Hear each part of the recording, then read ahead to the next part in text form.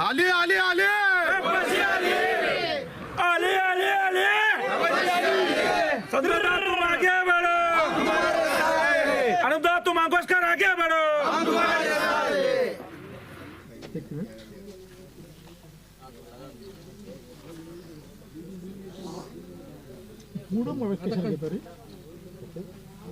खाली बसल्या ना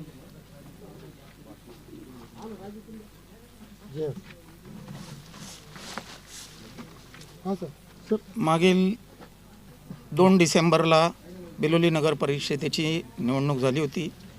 आज 21 डिसेंबर 2025 निवडणुकीचा निकाल लागलेला आहे। नगराध्यक्षपदासाठी मी निवडून आलेला आहे। माझ्यासोबत माझे 14 सहकारी निवडून आलेले आहेत आणि पराभूत झालेले सुद्धा तुम्हाला माझ्या आजूबाजूला दिसतील। आम्ही एकतेनंच राहणार आहोत आणि या बिलोलीवासियांनी, बिलोलीतील नागरिकांनी जी आमच्यावर जबाबदारी सोपवलेली आहे, ह्या संधीचं सोनं बिलोली शहरामध्ये नक्कीच करू। आम्ही वचन दिलेले गायरान जमिनीवरच्या लोकांना नक्कीच घरकुल घेतल्याशिवाय शांत बसणार नाही। आम्ही मागेही बोललो होतो, आतासुद्धा बोलतो आहे। पाण्याची समस्या आहे भरपूरशी। पाणी पुरवठ्याचं काम येणाऱ्या महिन्याभरात मंजूर करून आणू। आम्ही मुंबईला जाऊन पूर्ण फाईल आपली तिथं तयार आहे आणि राहिलेले छोटे मोठे जे कामं आहेत बिलोली शहरातले, नक्की पूर्ण कामं आम्ही 100% बिलोलीच्या जनतेनं आमच्यावर विश्वास दाखवला आहे, त्यांच्या विश्वासाला तडा अजिबात जाऊ देणार नाही। सर, दुसरा प्रश्न असा आहे की तुमच्यावर एक आरोप आला होता की उमेदवारी पळवली म्हणून, तर त्या आरोपाचं प्रत्युत्तर तुम्ही कशा पद्धतीने दिलं? त्या प्रभागामध्ये मी पायसुद्धा न ठेवता तिथून दोन्ही नगरसेवक माझे निवडून आलेले आहेत आणि मला सुद्धा लीड आहे त्या प्रभागातून। पायसुद्धा ठेवलं नाही त्या दिवशीपासून आणि त्या महिलेचं तोंड आजपर्यंत मी बघितलेलं नाही जे माझ्यावर आरोप झाले ते, आणि पळवण्याचा आरोपाची भाषा झाली आहे माझ्यावर। जनतेने उत्तर दिलं म्हणून सांगा। त्यांना तर जनतेनं उत्तर दिलेलं आहे आणि त्या प्रभागात न जाता जनतेनं आमच्यावर विश्वास ठेवून दोन्ही नगरसेवक प्रभाग क्रमांक 2 मधून निवडून आलेले आहेत आणि तिथून मला सुद्धा भरपूरशी लीड आहे। मी बघितलं नाही पूर्ण आकडेवारी, पण खूप सारी लीड आहे मला त्या प्रभागामधून। आपल्या अजेंड्यामध्ये भरपूर काही आश्वासनं दिलात तुम्ही एक बिलोली शहरातील पुऱ्या जनतेला, तर सगळ्यात मोठी समस्या आहे गायरांचा विषय आहे, गायरांवर घरं आहे, त्याबद्दल पहिली भूमिका कोणती घेणार आहात? आत्ताच मी बोललो होतो की गायरान जमिनीवर दोन्ही कामं एक ॲट ए टाईम चालू राहतील। पाणी पुरवठ्याच्या पूर्ण स्कीमचा पूर्ण फाईल मंत्रालयामध्ये तयार आहे।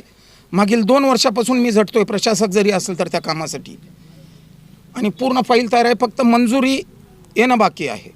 मंजुरी नक्कीच महिन्याभरामध्ये भेटेल ती। ओके सर, प्रश्न दुसरा एक असा, बिलोली शहरामध्ये प्रशासकीय कर्मचाऱ्यांना वालीच नाही असं आणि राजकारणाचा दबाव आणि हे नाही म्हणतात, आणि बिलोली शहरामध्ये एकही कर्मचारी बिलोली शहरात राहत नाही, आणि तुमच्याच कालखंडामध्ये आपल्या बिलोली शहरामधलं एक ऑफिस देगलूरला पळालं, याबद्दल तुमची भूमिका काय? कोणतं ऑफिस?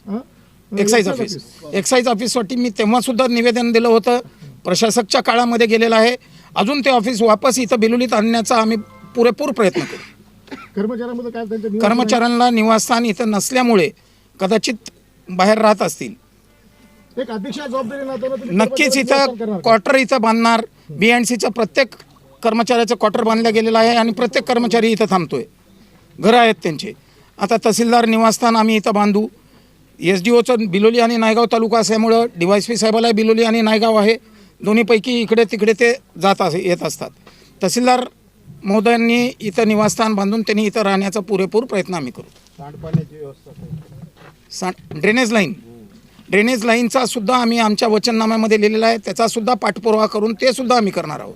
पत्रकार भवन बद्दल आपलं काय भूमिका आहे? जागा बघून पत्रकार भवन सुद्धा नक्कीच होईल। आजपर्यंत तुमच्या बातम्या बरोच काय घेतलो आम्ही, आमच्याबद्दल आम्हाला राहण्यासाठी निवास नाही, अध्यक्षानंतर तुम्ही आमच्या पत्रकार बांधवांना काय आश्वासन देणार? बिलकुल नगरपालिकेच्या मार्फत तुम्हाला एखादा हॉल घेऊन देण्याचा पुरेपूर प्रयत्न आम्ही नक्कीच करणार आहोत। धन्यवाद सर, थँक्यू। बिलोली नगर परिषदेवर